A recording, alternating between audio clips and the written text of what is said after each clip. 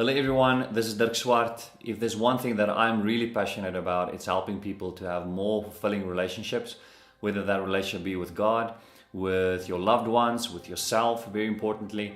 But the one that I know most people are interested in is the relationship of romantic love.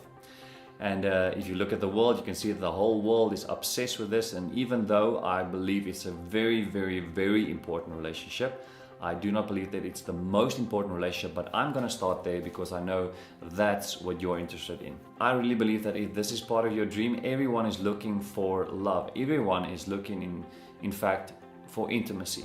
If I were to ask someone at school, what do you really want? They'd say, I want a boyfriend or a girlfriend. If I were to ask a single person, a young working adult, what do you want? I want to be happily married, or I want a deep, meaningful relationship with someone. If I were to ask a married person, what do you really want? They probably tell me, I want more intimacy with my spouse, or I want a better marriage, or I want another husband or another wife because this one is driving me crazy.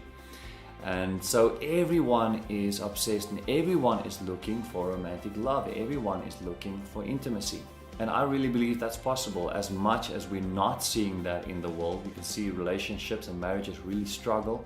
I really believe it's possible that there are some prerequisites, some stuff that needs to happen before you can have that kind of intimacy in a relationship. And that's really what I want to focus on.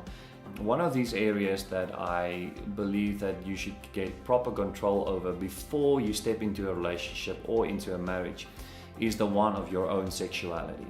And that's why I want to spend the next couple of weeks focusing on some questions I know is really significant and really popular.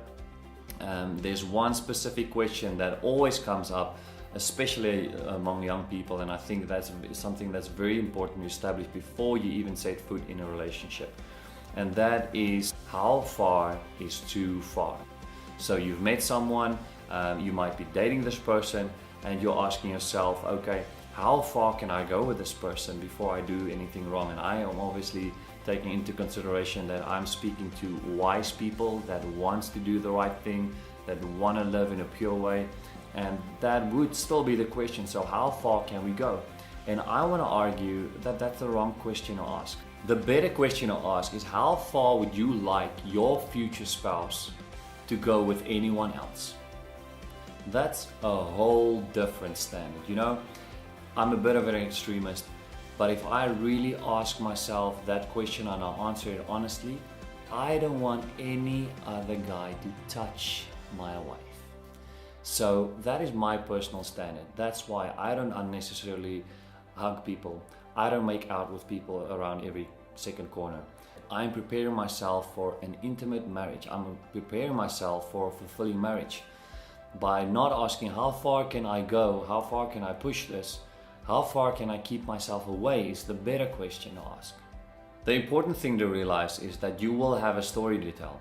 One day you are going to meet the person that you want to spend the rest of your life with. And there's going to be a conversation about past experiences. And my question to you would be, what story do you want to tell? Do you want to tell the story of how you've been preparing for your wife? Do you want to tell your future spouse how you thought of them every single time that you were in the company of the opposite sex? Or do you want to be the person with a lot of regret and have to try and hide some stuff in your story to make it more acceptable? Now, I do realize that there might be some people that's watching this and you're already trying to figure out how you're going to hide certain parts of your story because you're ashamed of maybe relationships that you were involved in that was very, very physical. You can still have a great story to tell. You can tell a story of how you lived very promiscuously and how at one certain stage you stopped and how you set yourself apart and you started preparing for your future husband. And you can still tell that story. From that very day I started preparing for you. That can be your story, and that's still a great story. You want to tell your story in a way that you don't have to leave out any of the details. I hope I've given you something to think about. I hope I've given you a better question. Instead of asking how far can I go or how far is too far, you can ask yourself, how far would I like my wife or my husband to go with anyone else? And make that your personal standard.